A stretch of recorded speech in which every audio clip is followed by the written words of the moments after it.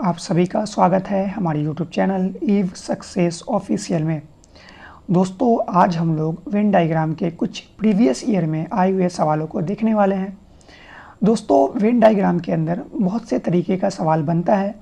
उसमें एक सवाल आपके स्क्रीन के ऊपर दिख रहा होगा।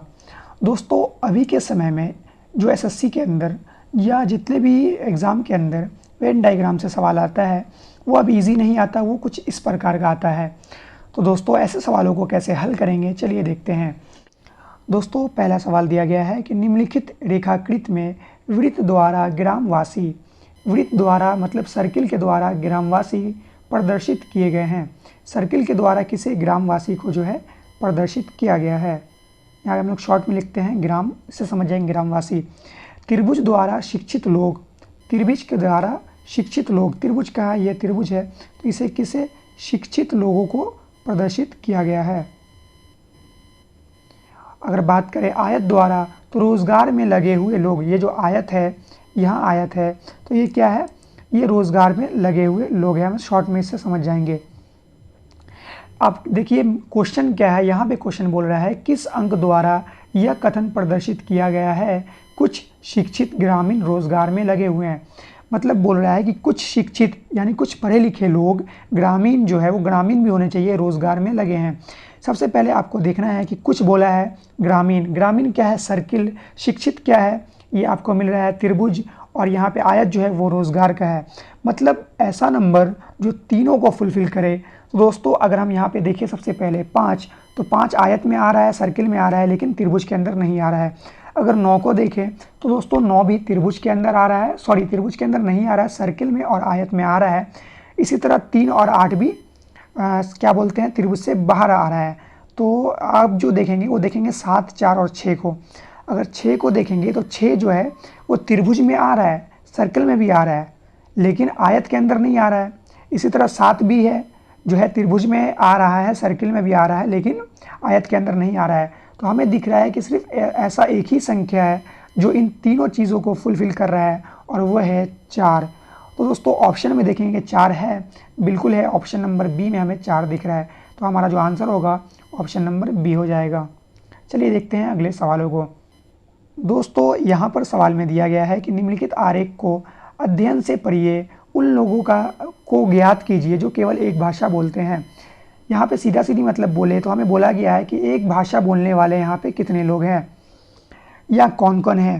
तो दोस्तों यहाँ पे देखिए, ये जो सर्किल है ये हिंदी को दर्शा रहा है, ये जो सर्किल है वो तमिल बोलने वाले को दर्शा रहा है, और यहाँ जो देख रहे हैं ये इंग्लिश बोलने वाले को दर्शा रहा है। केवल एक भाषा कितने लोग बोलते हैं, तो दोस्तों केवल एक बोला गया है। तो यहाँ पे आप देखिए कि ओ जो है वो 1 से ज़्यादा में आ रहा है, एल भी 1 से ज़्यादा में आ रहा है, एन भी 1 से ज़्यादा में आ रहा है, और एम भी 1 से ज़्यादा में आ रहा है। तो अगर आप देखिएगा तो जे जो है यहाँ पे सिर्फ वो क्या बोल रहा है, हिंदी बोल रहा है, किसी के साथ जो है अपनी जोड़ी नहीं बना रहा है। तो पहला जो है वो जे एक भाषा बोलता है, फिर देखेंगे तो के भी एक अकेला अपना भाषा बोलता है, और आई जो है वो अपना अकेला भाषा बोलता है। तो जे के आई, दोस्तों जे के आई किस में है, तो यहाँ पे देखिए के जे आई ऑप्शन में मिल रहा है, तो ऑप्शन बी जो हो जाएगा हमारा आंसर हो जाएगा। आई होप आपको समझ में आ रहा होगा। दोस्तों यहाँ पर देखिए एक सवाल दिया गया है कि आकृति का अध्ययन कीजिए और उस क्षेत्र को ज्ञात कीजिए, और उस क्षेत्र को ज्ञात कीजिए जो उन व्यक्तियों का प्रतिनिधित्व करता है जो शिक्षित है। मतलब जो शिक्षित है और नौकरी में लगे हैं परंतु पुष्ट नहीं है, वैसे लोगों को हमें निकालना है इसमें सर्किल से या इस वेन डायग्राम से, जो पढ़े लिखे हैं, नौकरी में है, लेकिन परमानेंट नौकरी में नहीं है। तो दोस्तों यहाँ पे देखिए ये सर्किल जो दर्शा रहा है वो दर्शा रहा है कि नौकरी में लगे हुए लोगों को, और ये सर्किल जो दर्शा रहा है वो शिक्षित लोगों को दर्शा रहा है।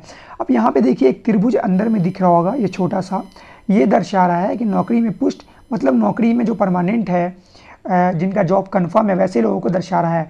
हमें क्या बोला है कि शिक्षित लोग तो होने चाहिए, नौकरी में भी लगे होने चाहिए, लेकिन जो है पुष्ट नहीं होने चाहिए, मतलब परमानेंट वाले नहीं होने चाहिए।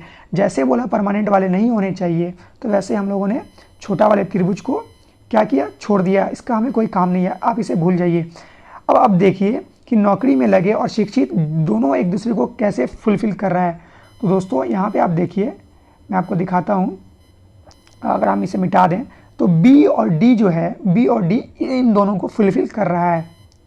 यहाँ पे बी और डी त्रिभुज में नहीं आ रहा है, मतलब ये एक सर्किल का बी आ गया, एक सर्किल का यहाँ पे बी आ गया और एक सर्किल का शिक्षित लोग आ गया।